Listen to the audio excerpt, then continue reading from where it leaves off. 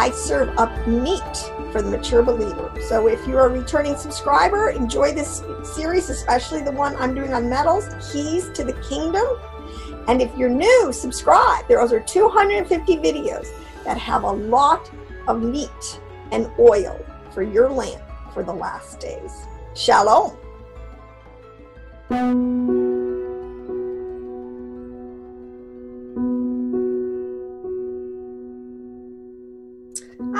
All right, so I'm going to go right back into talking about the four winds of heaven, the four elementals of the earth.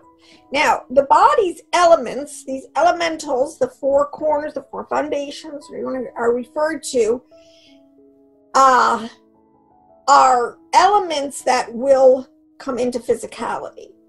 Whereas the soul's elements, the winds, are always going to be spiritual.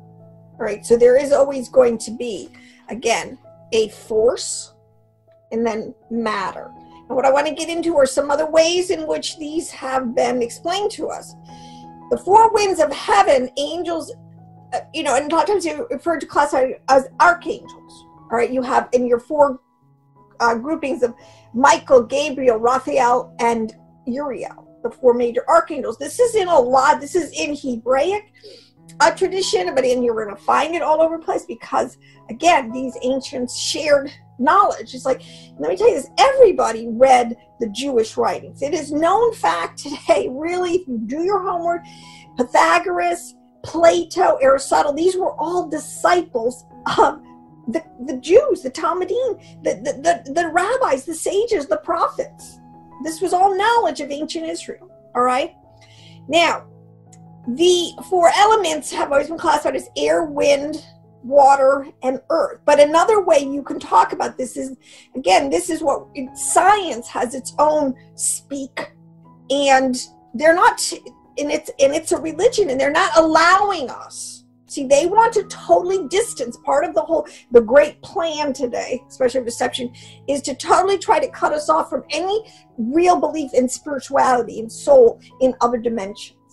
Right? And nothing could be further from the truth. And anyone who has had any believer knows that's not true. You come into an understanding really that yes, there is a divine Elohim.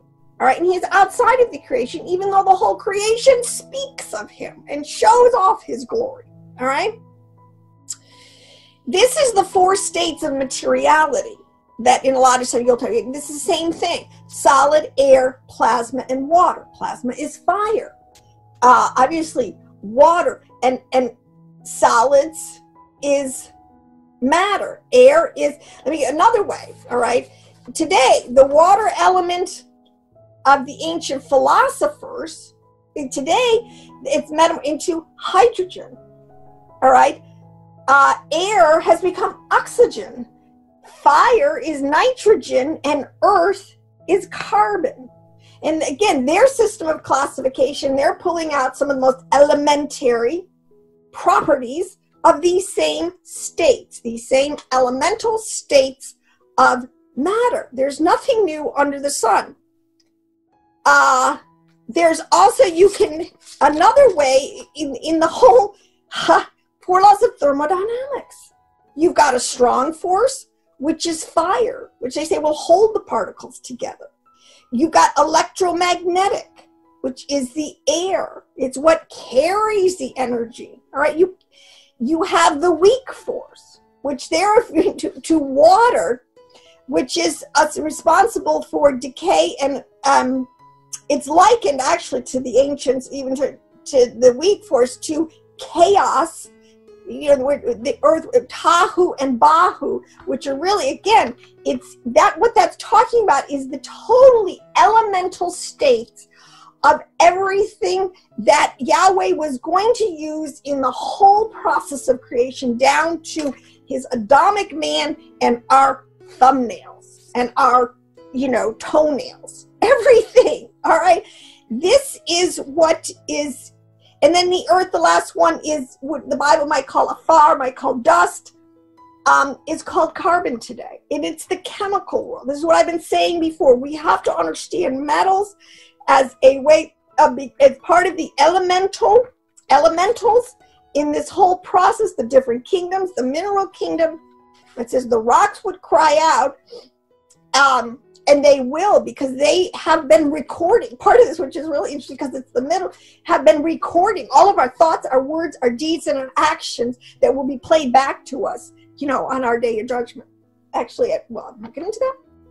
Okay, so it's so important to see how it's the same cosmos, just wording it differently. All right, and this is going to help. Now, another way, these elementals, and this is more the spiritist or the theosophist way of describing this. All right, and this is why folk religion or animism or what we say nature religions, see, they're talking about these elementals, and they're giving their names. They're called the gnomes, all right, which are, these are spiritual material. And another way to look at these are energies. These are living beings.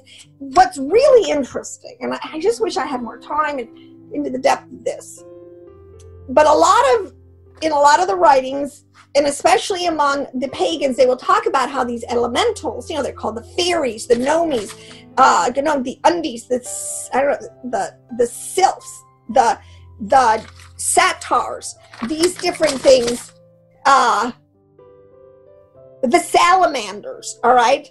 I just have to say the salamanders. See, this is why, so much of this information is known by people who follow esoteric schools of thought, all right? And this is unfortunately a lot of the Freemasons or a lot of the mystery schools, a lot of the occultic groups today, they have a lot of this information. And and they use it and they communicate with each other, sort of a badge of being in the end. This is what you're in the in crowd. You understand the deeper meanings of these things. Salamanders, I was watching a YouTube guy who was sort of into this. See, a lot of this is it's so important for us to really unpack this Hebraically and correctly, because it's being reintroduced into the church, or in a lot of, and most Christians don't have enough foundation to know what's really being introduced to them. So anyways, he had his backdrop, his curtain was a bunch of salamanders. Was this like black, it was a blue and white thing, but they were little salamanders on there. See, this is a piece of that's so important to understand, because when a lot of these like the New Agers, or people are saying the Ascended Masters, and they talk about, so many people are trying to say is, well, they're among us. They're really, in a lot of the UFO, they'll say, oh, they've always been among us. These aliens, these it's all being so repackaged to me. It gets me crazy. But they keep saying that they're among us. They can take human shape. This is why, fairies and a lot of these, the little gnomes and oh my gosh, so much of this, there is an element that these are like little people, or there's an element that there's a humanoid to them, humanoidness to them, the gray aliens, all right? They're not making it up. All right, what these elementals do not have, and this gets into the whole storyline, which is so important to understand, why Lucifer, through Hasatan, using the Nakash, was so upset with this atom that was just created, all right? And how when it talks about in Daniel where iron mixed with clay. Clay is another word that would be used to denote afar, the body, the materiality, carbon. All right, when those two realms, those two species got mixed, it created a hybrid, which we've been dealing with, which is all a big part of the story. So when you kind of understand these code words, all right, and these entities truly are among us in some way. And I think the ancient Egyptians, I think the veil or they were much more, quote unquote, out in the open, because these cultures, literally, it says like they worship them. These were the ancients. How do I say this? This is the story you guys have. When Yahweh took Israel, the tribes out of Egypt, and put them in Mount Sinai and made a covenant with them and said, you're going to be my people. I'm going to put in you the pure stream of wisdom and understanding. You're going to be my priests and kings of the earth. Okay, it was going to be a great okay. And he took them for his treasured possession.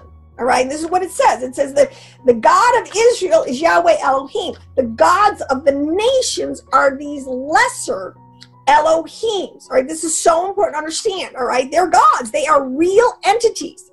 And this is part of what's going on. It has always been going on under the radar, but in the ancient world, the reason it's so, I mean, this was all out in the open.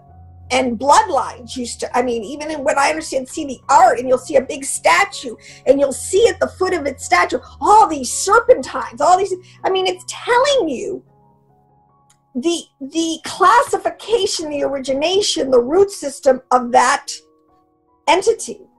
So, because a lot of these things, these are not Adamic. This is the point. They're constantly trying to infiltrate. Oh, this is so deep. I can't, into the nephesh. They're always trying to get at the key, it's Ki, the life force that's in the human that is different from in any of the other lower kingdoms. All right. This is so part of the storyline. But, so these salamanders, so the guy's got salamanders on the back, and it was absolutely no accident. Okay. Let's see if I got these. Okay, so I mean, this is how I hope you can begin to see how this is all being reintroduced to us, how science in its own religion is trying to, and they're trying to contain us. Well, this is why it's always so science is so secular.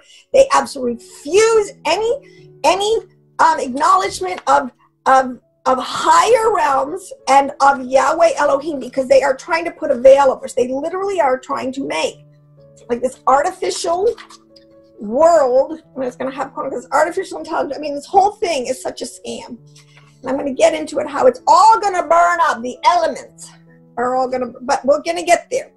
So, let me make this point. The reader should be careful not to confuse, because this is the other thing, and this is what the pagans were constantly doing. These are called the tutelary angels. And I'll get into the scriptures and read the scriptures so you can understand it with this point of view. But you can, it's important not to confuse, and this is what Yahweh always was saying especially to the nations. Why do you worship these things? They're worthless. They can only do what I'm telling them to do. They're not Yahwehs. They're not really gods. You think they are, but they're not. And they're lying to you, they're masquerading to you, and they're sucking off your energy that is from me. Okay? Now, because these nature spirits cannot be confused with the true, the C-H-A-I, high, the life, the real life that comes from the middle pillar, which comes from Yahweh himself. The life, the breath that is in man, that is in the atom, is unique. It's not in these other forms. These other forms, it has to be understood, these are nature spirits, or whatever you want to call them. They're elementals. They are the air, the carbon, the nitrogen, and they use it because inside everything is its essence, its power source, so to speak. But it's important to understand that the elementals are composed of only one etheric or atomic essence. And this is something that chemistry, when they understand getting down into the quantum level, it's so complex, they'll never really understand it unless they really understand it from the Zoharic POV, point of view. But these angels, archangels, superior transcendental entities, so hard to explain. There's always, again, these things have composite organisms, and they have a spiritual nature and a chain or a root system.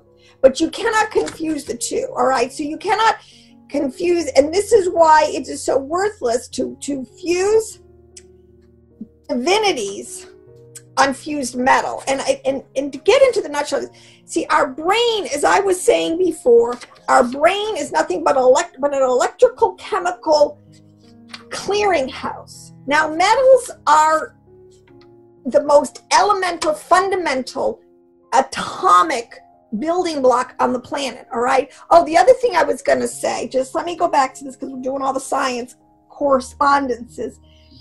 protoplasm. Another way it's being reintroduced, these four, in the nucleus of the cell. They are in the cell. This was a big thing that was discovered, you know, about 200 years ago. Where did I have that down? But that protoplasm, you know, is another way in which they're going to redefine and every cell in the body has the aspects of the four elements. All right. I mean, science knows this, and they repackage it to us. But it's what Michael Mish used to tell your Bible always knew this and always talked about it. All right. So let's not think science is so smart, because they're going to get caught in their own trap. So last time I was talking about metals, talking about elementals, and how these things are, and their weapons. See, all these things, in a lot of ways, this is what Hasatan does, can be weaponized, all right, and used against us. There are, and this is another huge principle, so you have to understand, there are two kingdoms, they're superimposed on each other. We always are deciding, you know, Joshua said, choose you this day who you're going to serve. You know, are you going to serve good or evil? And I said, you're going to serve the good angels, the good entities that will bring you the blessings, or are you going to exhibit and fall in league with the fallen, with the dark, with the evil, and produce that fruit? And this is just always in the text.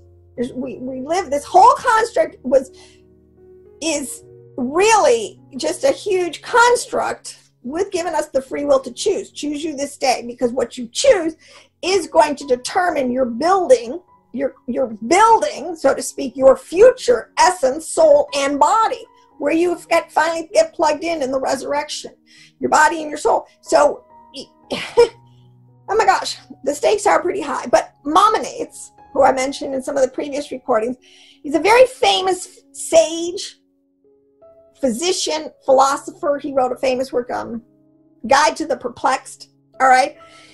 Very rationalistic. He wanted to take all this information that Israel always had and kind of make it more, take it sort of out of its, you know, so instead of talking about these things as little fairies and some of the words, the gnomes and as nature spirits, all right? Because he thought, and it really, in his time, it was getting a little too far. You know, one of the principal rules of the, you know, things swing too far one way, there's got to be a corrective balance kind of going the other way. He kind of was trying to take all of this away from sort of its a little more superstitious and folk religion into a let's keep it rational here. We are talking about entities, but let's not over anthropomorphize them. Okay, but anyways, he talked about how it is so true that the food we eat. Now, I think he lived, oh gosh, 16th century, I'm not sure, 15th, I'm not sure. All right, but a couple hundred years ago. He said the food we eat can heal the body. This is something that has always been known, and this is a dietary law. If you eat clean, all right, this concept, especially staying away from meats that have been sacrificed to idols, this whole point, you can live in an energy vibrational state that is very healthy and away from the weaponized, I like that word now, because a lot of our food, the point is getting weaponized against it, the GMOing, that they're constantly putting stuff in it, and you don't even know today. A lot of these witches and warlocks are always, who knows what they're doing with the meat industry, which has become so inhumane and dark. I mean, there's no wonder they're not sacrificing, we're eating meat sacrificed to idols. I mean, these are things that we have to really begin to get up to speed on again. Even though I do eat meat, and I think it's a very important, vital food source, this is why Paul says this, there's an element superseding everything, and is faith. You know, these are still lower entities on the pecking than we are. So we can override through our faith that Elohim will do that for us. I mean, these are all huge principles we need to understand. But Maimonides says that food we eat can heal the body. He also said, and then we don't need the help of medicine. And when medicine, he said, is like this world of pharmakia. All right, you understand? And this has been a huge herbs that are made for the healing of body versus a more weaponized form of medicine, which is very prevalent today, all right? That's why people with chronic diseases are not getting healed, all right? Oh, this level of using the chemical world, the elemental in that level against us is huge today. And part of the problem is that that's why it says the biggest maxim is to eat all things in moderation, to eat in moderation, because we cannot a lot of times determine when our blood sugar level has dropped to a point where we need food, or maybe we just need fresh air, or maybe we just need a little more salt in our system. I mean, but the point is that Maimonides, that they had this understanding about blood sugar level, and as I say, they're trying to get us to run our bodies today as an fuel source. The energy source is sugars, which just turns into insulin, which turns into diabetes. But the point is, processed food, the grains that are eaten today, all this stuff is trying to get your body to run on glucose, which is not the form of energy that we were designed to run on. This is a huge, and I just didn't unpack that a little bit in the last. So these levels of the element, there's many levels of understanding and application with this. Now, I want to get, this is the whole point, into this concept of this word, such a key word, stoichia, which is the Greek word that talks about these elementals, these nature spirits, whatever you want to call them, that are fully functioning and operating all around us. They are among us. Okay, so because this is going to unlock a lot of, and clear up a lot of misunderstanding. Because I guess my other point I want to make, and this is another thing that led me to my little soapbox at the beginning, because so many times when I go into research, everything always comes up Platonic. It always comes up with the Greek understanding. See, Japheth was told that he would dwell in the tents of Shem, okay, the descendant. The Greeks have usurped more than any other group. This is a system of classification. I'm not talking about the people that live over in Greece, all right? It's really we're into Western, Occident, I guess Oriental, Occident worldview mindset, which is very Greek. But the Greeks learned it from the Hebrews. But we need to tell the Greeks to back down, and we need to bring it forward from our Zoharic mystical tradition, which is unpacking it in real Hebraic, and this is why I'm going to get into this, truth, all right? Because it just really, because Plato, he gives so much credit, and we got to bring the glory back to Yahweh, Elohim. Now, in one of his writings, oracles, he says that there are many kinds of herbs and stones, which is what I'm talking about, elementals, you can say, with which men might prolong their lives forever. Now, Plato lived a couple thousand, maybe 20, I'm not sure again, at least 2,500 years ago, and he already understood this principle. But it was not lawful for men to understand the knowledge of those things, because whereas they have a short time to live, this only leads to the study of the study with mischief, with all their might, and attempt all manner of wickedness. Therefore, there is an essence operating in every herb and stone. So we'll tie this the plant kingdom and the mineral kingdom. But greater is the star. See what he's saying? Greater is the star power, the higher angelic hierarchy over them, operating out of the heavens. All right. But what gets me again, this and again, weaponization of herbs in the mineral kingdom against us. This is so much of what is in pharmakeia. This is so much of what is in classic witchcraft, the spells, incantations, everything they do with herbs and spices, all this kind of stuff. All right. And we need to kind of understand this again and get up to speed. But this was knowledge again. Let me put this in context again. This is a lot of this is knowledge the fallen angels were teaching, the pre-flood generations. Because again, as we live in the days of Noah, again, this is all knowledge that's the occultists have cobbled together again and are operating among us. Now, because the book of Jasher, there's has a great story in it, but see, a lot of times again, where it's always the wheat or in the tares, so it's always a kind of good guy. We're all kind of mixed together, and it's very hard. You can't judge after the physical per se. You have to judge after the fruit. A person's actions will usually tell you what root, what plant, what tree of life or the tree of death, good and evil. The satanic, or the tree of life they're growing from. But in the book of Jasher, there's a story about Arphaxad, who was a son. He was one of the sons of, wait a second here, Jasher. Wait a minute. The book of, and he cannot be confused with Canaan, the son of Ham. So in other words, there was a strain within the line of Japheth, which I am pretty sure it was, because it might have been Shem, but it's because Canaan, the son of Ham. This Canaan came under the special tutelage of his father, and he learned the art of writing. All right? One day on the foothills, he uncovered a stone stele, pillar, with writings, which he identified as the writings of the Watchers, the fallen angels, because we know that they gave mankind a lot of knowledge and on how to mix, how to use these elementals, especially weaponize them against each other, so they could be kings in the earth, and the wickedness, the violence, every evil thing, and their minds were completely given over to wickedness. All right. But one day, so he found this.